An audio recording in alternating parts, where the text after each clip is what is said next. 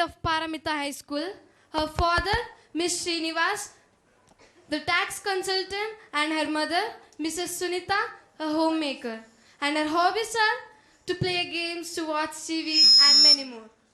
Now, I would call upon Miss Trinayana to speak on this occasion. Please welcome her. Naina of 9th grade before you to share you something interesting. So our Paramita is with something interesting program called TED. I think by now you have got a great idea about TED and hope you'll be enjoying this program. Now after my presentation, you all guys will be able to know what is my view and my opinion on what is real happiness. So not the boring way, let's start with an interesting story. There was a king. He was walking with his minister and he saw a family, a farmer family, farmer, wife, son. Very happy, radiant faces, glowing faces. And they were like, no, we are the happiest persons ever. And the king said to his minister, "Arey man, what is this? I have a huge massive palace. I have lot of money. I have everything that one could dream of. And what makes this guy even happier than me?" And the minister replies, "Sir, this guy is not the member of 99 Club. 99 Club? What is this 99 Club, man?" "Sir, to answer your question, I just need 99 gold coins and 6 months of time." "Whatever. I just need the answer and why he's happy in the 6 months." So the minister takes the bag full of 99 gold coins. He puts it over the doorstep of farmer, and next morning the farmer wakes up.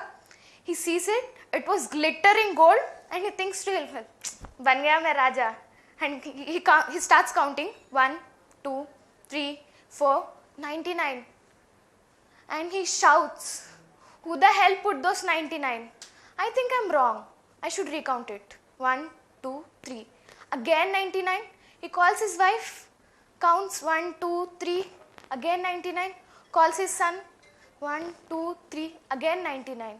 And he yells, "Who's that idiot who put 99 coins and forgot that one single gold coin? Round figure should be, na?" And he thinks to himself, "No, I should make it 100. And he leaves to his farm. And then the wife comes and thinks, "My husband, na, such a nut. We have 99 gold coins and still he need one more." She takes 2 gold coins and goes for shopping. The man comes home. He counts 97. He yells out, "Who's that person who spent those 2 coins?" And the wife coolly comes and says, "What? I went for shopping." And he says, "Madam, I work hard, I toil, I put my sweat and blood, and you easily spend 2 coins.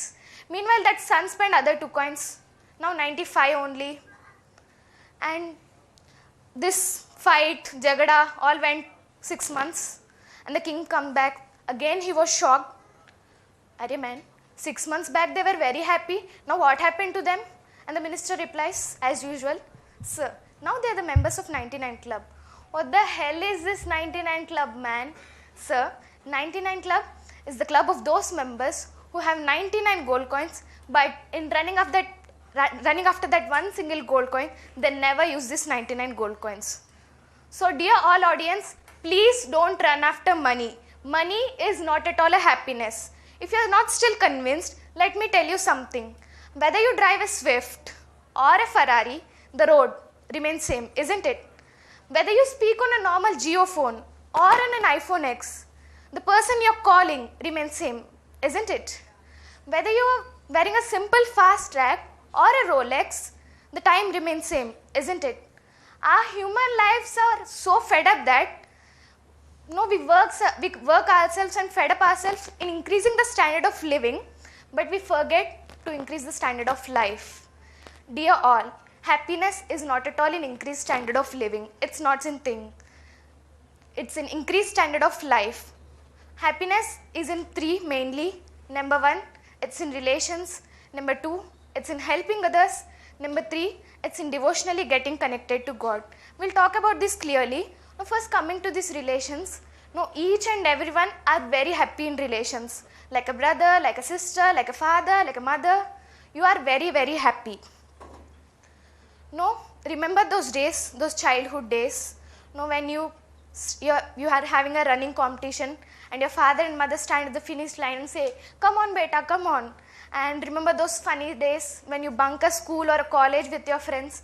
Remember those days, no, when a person dies in your family, if he's really very close to you, he really all come near you, they console you, they support you.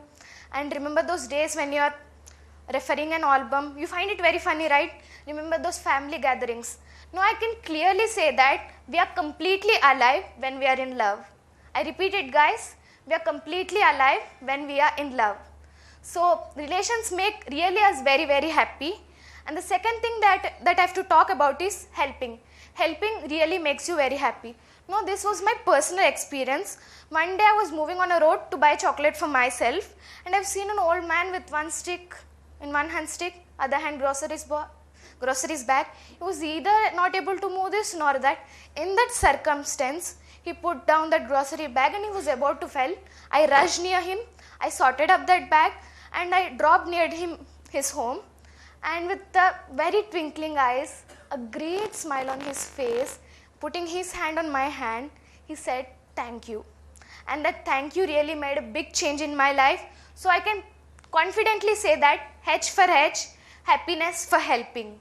So in a beautiful way, life of math teaches us that happiness gets multiplied when you divide.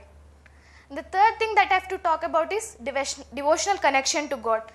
Many people don't just believe in this. They think that, what's there in praying to a stone? But believe me, guys, you don't believe God, right? Just believe in me. No, this was to my personal experience. My parents are generally very devotional. And once upon a time, I also used to not believe this Bhagavan. I was like that. And on force of my parents one day, I went to a temple. No, it was really spacious. I generally love that kind of spacious temples. So when I entered, there was a cool breeze passing out, and I really felt, wow, this is a very great place. And when I went to that mandir and when I rang that bell, I felt something very happy and something elated. I don't know why, but when I rang that bell, I felt something happy. And each time I go to a round, I was ringing that bell. And this what I found that, that's why my mama and my daddy go to temple every day. And if you are not yet convinced, let me give you a practical example. No, all are familiar with Bhakta Prahalada? Yes, right? He was like a great devotee. No, he was done everything to torture. He was pushed down from a mountain. He was tried to kill. He was enclosed in a room of snakes. He was done everything. He was even made sit on a bed of fire. But a single drop of tear didn't come from his eyes. And his smile was undisturbed. Why? Because he was connected to God. That's why I say, when you really get connected to God, you really feel very happy.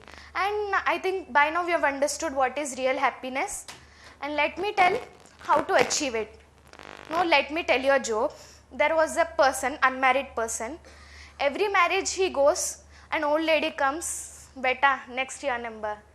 And after a few days, after this halchal was going on, unfortunately a person died in your family, and they went to meet all those family, and this fellow went to that old lady and said, grandma, next your number. So there was an unmarried person. He used to go to every marriage. A grandma used to tell, beta, next your number. And on a funeral or unfortunate death of a person, this guy went to say and that grandma, next your number. See, you're not laughing for a joke second time. So for a single joke, you're not laughing twice. For a single problem, why do you cry those many times? This is the problem where you face.